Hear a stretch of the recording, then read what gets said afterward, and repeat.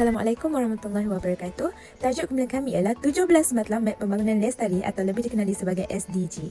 Kami merupakan kumpulan 4 yang terdiri daripada 5 orang ahli iaitu Nurul Misbah S58195, Nik Nuraini Nik Aziz S59054, Nur Anis Hasni S59172, Nik Najihatul S58081 dan Nur Hazlina S59087.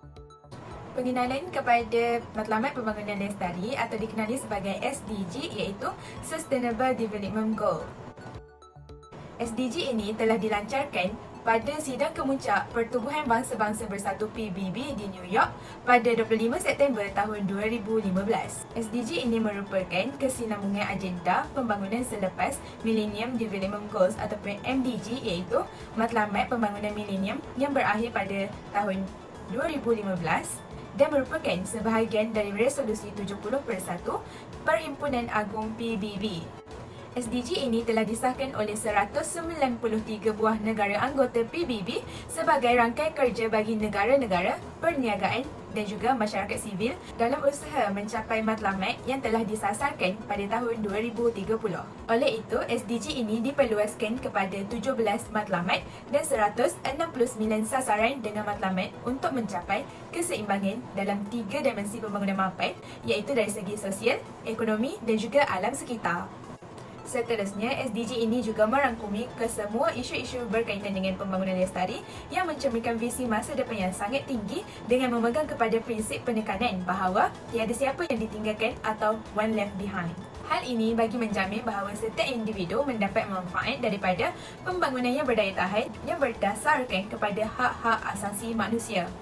Dalam melihat SDG ini, kita dapat simpulkan bahawa SDG ini merupakan agenda transformasi yang memerlukan perubahan dalam setiap peringkat bagi memastikan bahawa matlamat ini menjadi realiti di semua negara dan juga setiap manusia.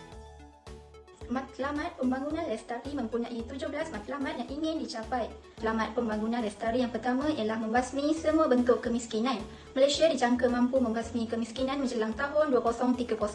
Program pembasmian kemiskinan di negara ini bertujuan untuk mewujudkan peluang yang adil dan saksama kepada semua rakyat. Matlamat Pembangunan Lestari yang kedua pula ialah menamatkan kebuluran atau zero hunger. Menjelang 2030, kelaparan akan berjaya ditamatkan dan memastikan semua orang memperoleh akses yang secukupnya terutamanya bagi golongan miskin dan juga bayi di mana produktiviti pertanian haruslah ditingkatkan dan pengeluaran makanan lestari sangat penting bagi membantu mengurangkan kelaparan di Malaysia. Matlamat Pembangunan Lestari yang ketiga ialah menggalakkan kehidupan yang sihat dan menggalakkan kesejahteraan. Menjelang 2030, semua negara bermatlamat untuk memastikan kehidupan yang sihat untuk semua orang dari semua peringkat umur. Sebagai contoh, kematian ibu dan bayi yang baru dilahirkan dapat dikurangkan.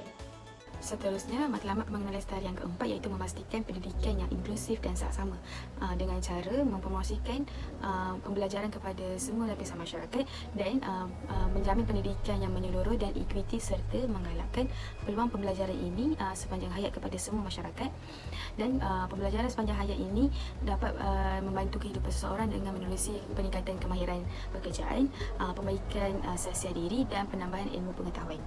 Seterusnya, matlamat pembangunan lestari yang kelima iaitu mencapai kesaksamaan gender iaitu dengan memperkasakan semua wanita dan perempuan yang terdapat di dunia ini dengan cara memberikan akses kemudahan untuk sumber dan peluang tanpa mengira jantina termasuk dalam penyertaan ekonomi dan dalam membuat keputusan. Bagi matlamat pembangunan lestari yang keenam iaitu memastikan adanya air dan kemudahan sanitasi yang diuruskan secara lestari untuk semua lapisan masyarakat tanpa mengira faktor-faktor lain dan memastikan kecapaian dan pengurusan mampan air itu berlaku dan sanitasi kepada semua masyarakat itu berlaku juga. Pembangunan lestari yang ketujuh ialah tenaga berpatutan dan bersih. Ini bermaksud memastikan akses kepada tenaga yang berpatutan boleh dipercayai, lestari dan moden untuk semua. Sangat mustahak kita bergerak ke arah yang lebih banyak sumber tenaga yang mesra alam yang dapat diakses oleh kawasan terpencil di dunia. Anggaran menyatakan bahawa 94% populasi global seharusnya mendapat akses kepada elektrik menjelang 2030. Yang seterusnya ialah pekerjaan yang sesuai dan pembangunan ekonomi.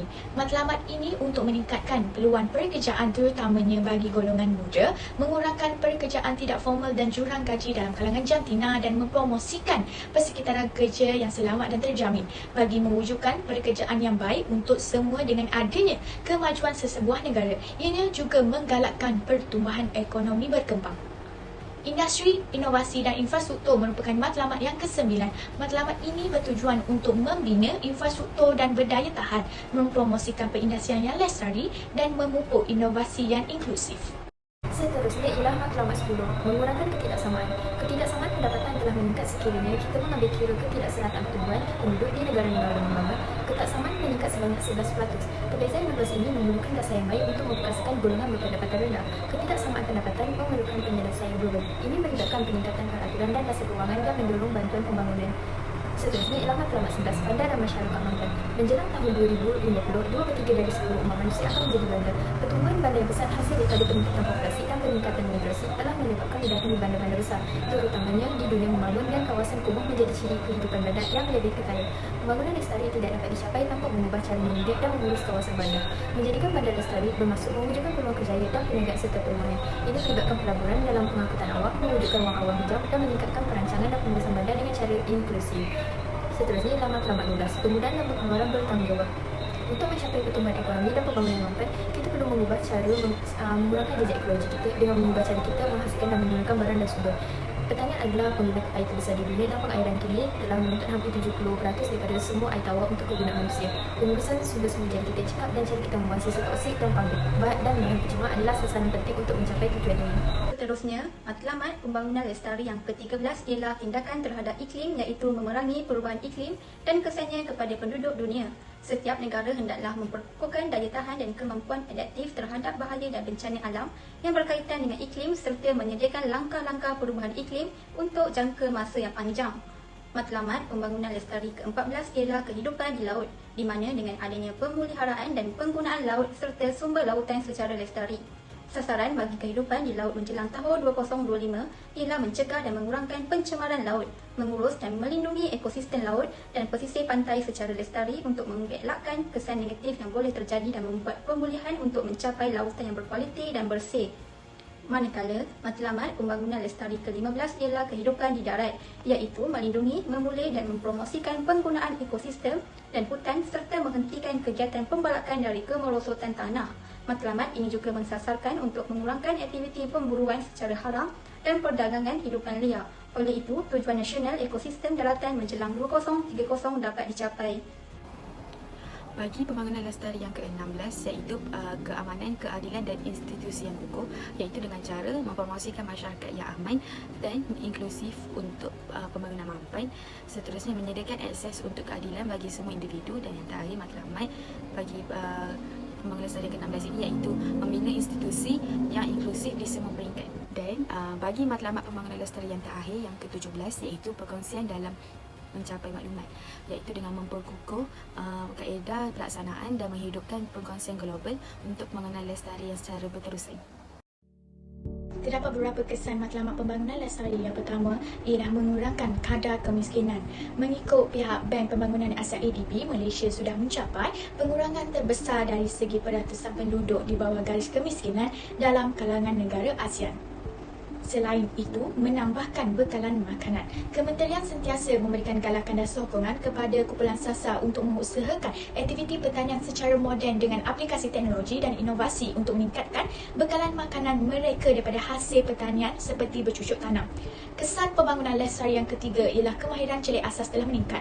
Hal ini dikatakan demikian kerana kemajuan besar telah dilaksanakan ke arah peningkatan akses kepada pendidikan di semua peringkat dan peningkatan kadar pendaftaran di sekolah terutamanya untuk wanita dan kanak-kanak perempuan. Kesan yang seterusnya ialah pembinaan infrastruktur yang berdaya tahan. Dengan adanya infrastruktur, perkembangan masyarakat akan berkembang di dalam sesebuah negara. Di samping itu, meningkatkan peluang pekerjaan dan mempromosikan persekitaran kerja yang selamat dan terjamin. Dengan ini, pekerjaan dan kemahiran golongan muda akan meningkat. Kesan yang terakhir adalah dapat memperkasakan dan mempromosikan penyertaan sosial, ekonomi dan politik untuk semua serta memastikan peluang saksama dan mengurangkan ketidaksamaan sosial seperti adanya jurang antara golongan kaya dan miskin. Seterusnya ialah kepentingan matlamat pembangunan lestari. Terdapat 4 kepentingan matlamat pembangunan lestari. Yang pertama, dapat membasmi kemiskinan di seluruh dunia. Hal ini dapat dilihat dengan pertumbuhan ekonomi yang memberangsangkan di mana berlaku pertambahan peluang pekerjaan, penggunaan yang meningkat serta kadar pengangguran serta kemiskinan yang rendah. Seterusnya, matlamat pembangunan lestari ini penting dalam menyediakan pendidikan berkualiti untuk semua. Pendidikan merupakan komponen dalam pembangunan lestari yang keempat, di mana visi pendidikan ialah bertujuan untuk membudayakan masyarakat untuk memikul tanggungjawab demi mencipta masa hadapan mereka yang cerah. Seterusnya, kepentingan yang ketiga ialah melindungi hak-hak asasi manusia. Hal ini dapat dilihat dengan kesaksamaan sosial di mana dapat mengelakkan perbezaan jurang antara golongan kaya dan golongan miskin serta memastikan semua manusia mendapat hak yang sama. Kepentingan matlamat pembangunan lestari yang terakhir ialah mempromosikan aspek kesihatan yang baik. Hal ini dapat dilihat dengan adanya penambahbaikan kepada teknologi yang rendah kepada teknologi yang canggih serta pemberian vaksin dan juga ubat-ubatan kepada semua masyarakat di seluruh dunia. Sekali ialah kesimpulan. Matlamat pembangunan lestari iaitu SDG telah diperkenalkan pada tahun 2012. SDG adalah rangka tindakan untuk mencapai masa depan yang baik dan aman untuk semua. Ia menangani cabaran-cabaran global yang kita hadapi termasuk kaitan kemiskinan, ketidaksamaan, perubahan iklim, kemerosotan alam sekitar, keamanan dan keadilan. Kesemua 17 matlamat SDG tersebut adalah saling berkait dan untuk memastikan tiada siapa yang ketinggalan, ia adalah penting untuk kita mencapai semuanya menjelang tahun 2030. Pembangunan lestari bertujuan untuk memastikan penggunaan sumber-sumber semula jadi mencukupi buat masa kini dan untuk masa depan bagi manfaat semua jenis kehidupan di muka bumi ini. Oleh itu, pembangunan lestari amat bergantung kepada pemeliharaan dan pemeliharaan kesejahteraan manusia dan ekosistem secara bersama-sama. Polisi Malaysia mengenai pembangunan lestari jelas disebut di dalam rancangan Malaysia yang ke-7. Antaranya ialah pembangunan fizikal. Ia adalah bagi memastikan pembangunan alam dunia akan berharmoni dengan alam semula jadi di mana hubungan mereka adalah seimbang dan saling memanfaatkan. Selain itu, membantu menyedarkan komuniti tentang peluang yang terdapat di kawasan tersebut dan meminimkan pembaziran sumber dan keburukan yang akan dibawa kepada komuniti apabila sesetengah kawasan perniagaan mengalami tekanan pembangunan yang melampau, sedangkan sesetengah kawasan mengalami kemerosotan perniagaan seperti penutupan kedai dan kehilangan pekerja.